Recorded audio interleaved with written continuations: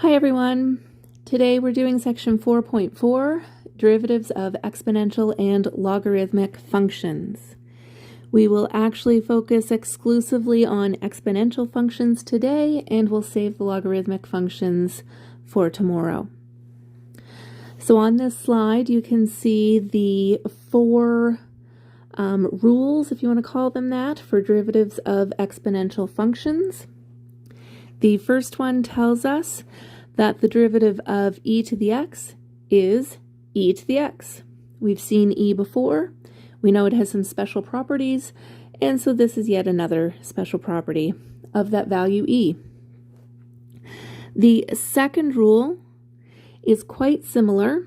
There is a slight difference. In the first one, the independent variable was x, and the exponent was also x. So we know the exponent is just a plain old single variable. In number 2, the independent variable is x, however the exponent is u.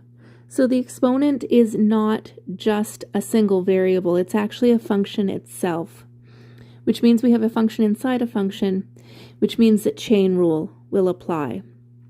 So the derivative of e to the u is e to the u, kind of like it was in number 1, but then we have to tack on chain rule and multiply by the derivative of that inner function u. Number 3, the derivative of a to the x. So in this one, the independent variable is x, the exponent is also x, so we do not have a function in a function. The exponent is just a single variable. The difference here is that the base is not e. The base is not that special value. This base is a. A could represent anything. So we have the derivative as a to the x multiplied by the ln of a. So since a does not have the special properties that e has, the derivative is a little bit more complicated, I guess you could say. Now I'll remind you that ln a stands for natural logarithm, and it could also be written as the base e log of a. If we take this third rule and apply it to this first scenario, it explains why e to the x is its own derivative. So the derivative of e to the x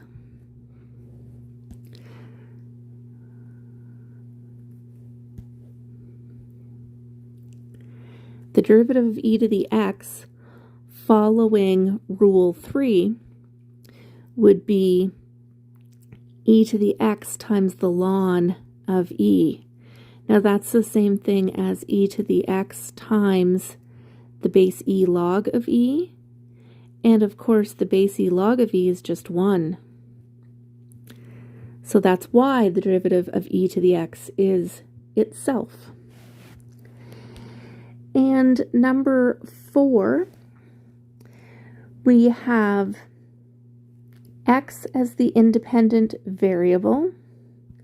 We have u as the exponent. So this is similar to number 2. U is a function. We have a function inside a function.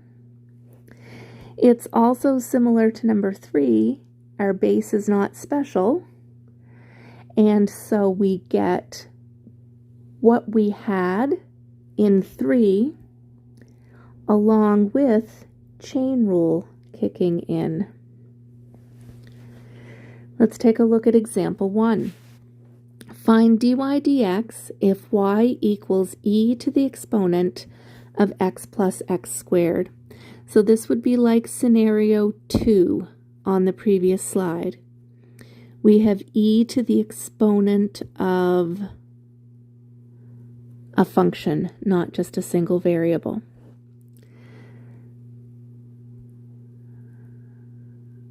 So when we take the derivative, we will get e to the exponent of whatever,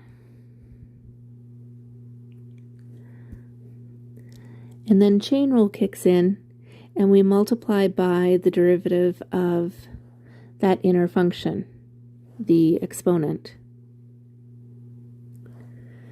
You could expand there, but it wouldn't do much, so I won't bother. Example 2. At what point on the graph of the function y equals 2 to the exponent t minus 3 does the tangent line have a slope of 21? So we know that the slope is equivalent to the derivative. So we'll start by taking the derivative. The derivative of 2 to the t is itself times the ln of the base, and the derivative of 3 is 0. So the slope is 21, that's equivalent to the derivative.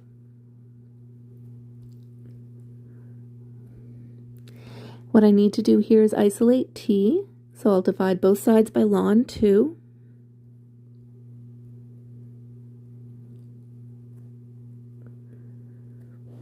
And then I could convert to logarithmic form.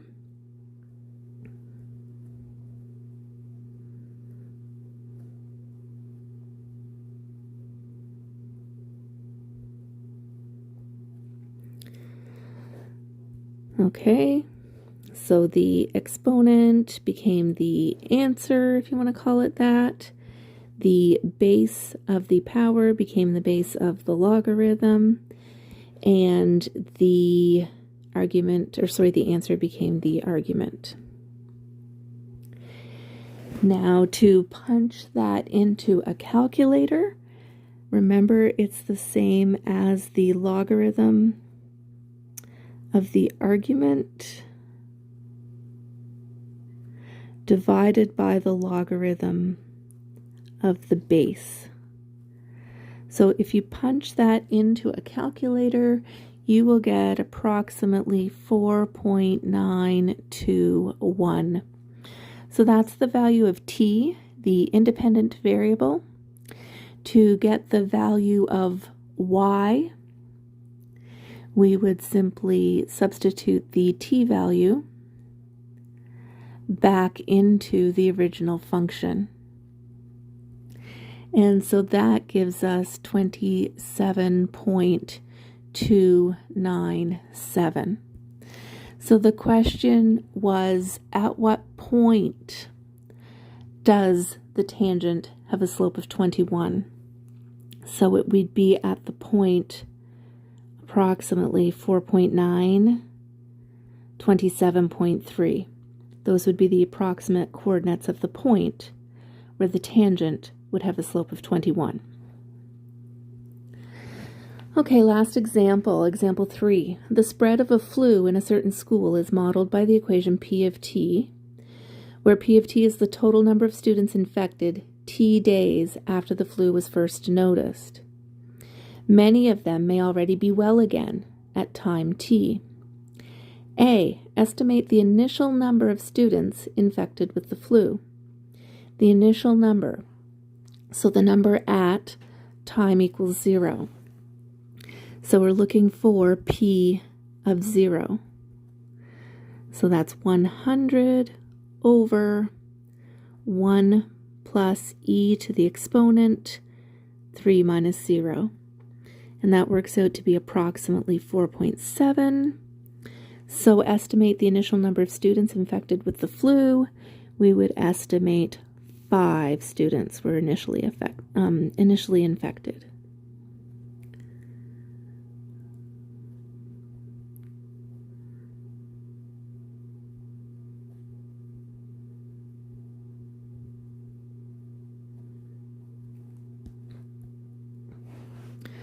Okay, part B. How fast is the flu spreading after 3 days? How fast is it spreading? That's a rate of change. You could almost think of it as a speed, the speed at which the flu is spreading. So it would be equivalent to the first derivative. So I'm going to use quotient rule here, the derivative of the numerator times the denominator minus the numerator times the derivative of the denominator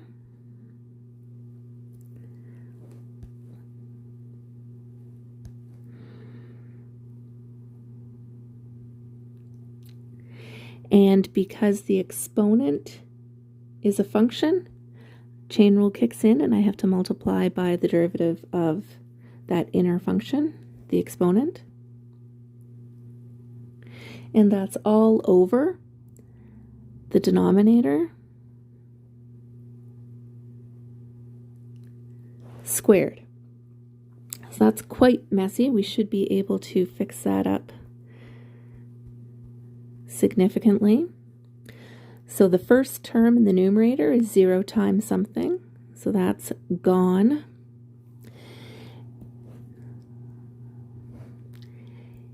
In the second term, we have negative 100 times a negative 1, so that makes positive 100,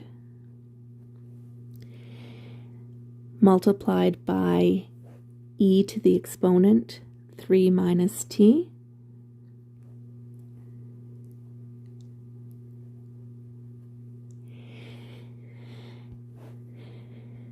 And the denominator we can just leave as is, 1 plus e to the 3 minus t all squared. So that's our derivative. That's the rate of change.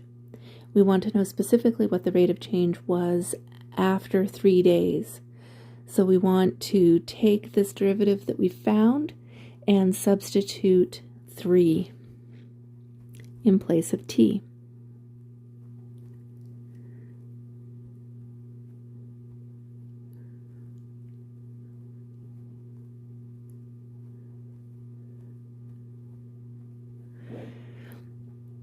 So we'll have 100 times 1, because of course e to the exponent 0 is 1, over 1 plus 1 squared. So that's 100 over 1 plus 1 is 2, 2 squared is 4, 100 divided by 4 is 25. So the rate of change would be 25 students per day. So after 3 days, the flu is spreading at a rate of 25 students per day. That's it for today. We will do the logarithmic functions from this section tomorrow.